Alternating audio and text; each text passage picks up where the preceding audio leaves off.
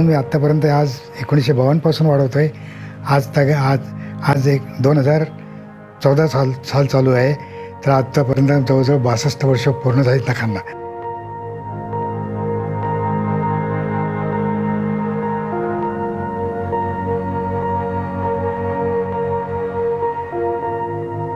शाळेमध्ये असताना माझ्या एका मित्राच्या हातून सरांनी एक नख वाढवलं होतं आणि ते माझ्या मित्राच्या हातून नख तुटलं गेलं.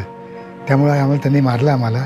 आणि नंतर आम्ही सरांना विचारलं, बाबा तुम्ही नख तुटलं एवढं कशाला आम्हाला मारलं. तर ते म्हणले की तू नख वाढवत नाहीस, तुला नखांचं काही कळणार नाही, नखं तुटू नये म्हणून किती जपायला लागतं हे तुला कळणार नाही तू वाढवल्याशिवाय. मग तेव्हापासून आम्ही चॅलेंज म्हणून वाढवायला सुरुवात केली.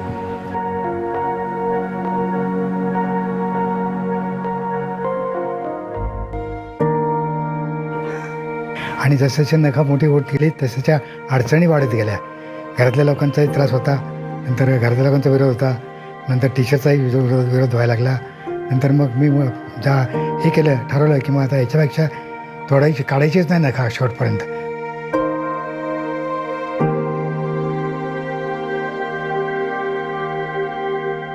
दैनंदिन सुरुवातीला अडचणी आल्याच ना प्रत्येक गोष्टीत. घरातल्या लोकांचा विरोध होता. नंतर माझे कपडे कोणी धुतले नाही, हाताने कपडे धुवायला लागले मला. नंतर सर्व्हिसला मला कोणी लवकर घेतलं नाही. नंतर लग्न करायच्या वेळेला लग्न करायला कोणी तयार नव्हतं. नंतर जवळजवळ 10 ते 12 मुली पाहिल्या.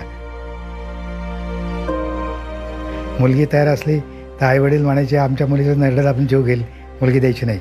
आणि आईवडील तयार असले तर मुलगी म्हणायची असल्या घाणेरड्या माणसाशी लग्न करायचं.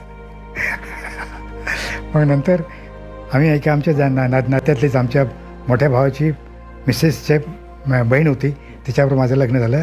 तर वयाच्या 29 वर्षी म्हणजे जवळजवळ 10-12 मुलींनी मला नाकारल्यानंतर किंवा मुलीच्या पालकांनी नाकारल्यानंतर यांना त्या मुलीला माहिती होतं.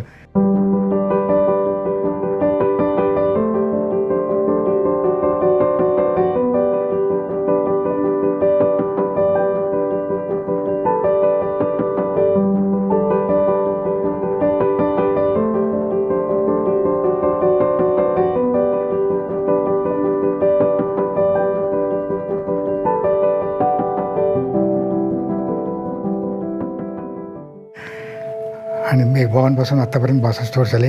आता मला वाटतं की एखाद्या ही नखं तर मला माझं वय आता 78 असल्यामुळे मला नखं सांभाळणं जरा अवघड जातं आहे.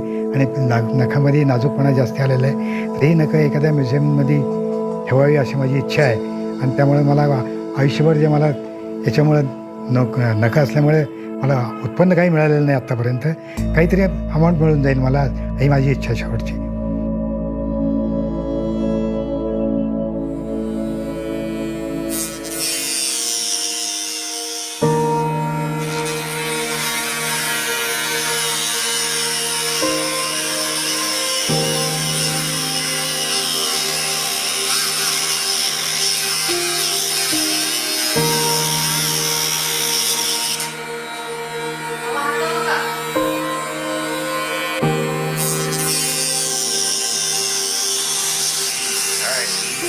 Got it.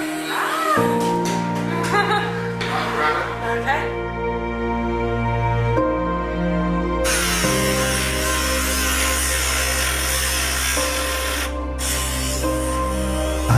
सकाळपासून जरा एक प्रकारची भरभर लागली होती आणि पुन्हा जरा वाईटही वाटत होतं की इतके वर्ष आपण सांभाळलेले बाबा आज नखं कापणार. त्यामुळे हे जे वाढवलेलं आहे त्याला मी लोकांच्या प्रसिद्धी जी होती त्या प्रसिद्धीला मुकणार आहे. म्हणजे मला बोलीसारखी प्रसिद्धी मिळणार नाही. त्यामुळे जरा मन हे होत होतं की बाबा आपण काढावं का नाही काढावं का नाही असं वाटत होतं.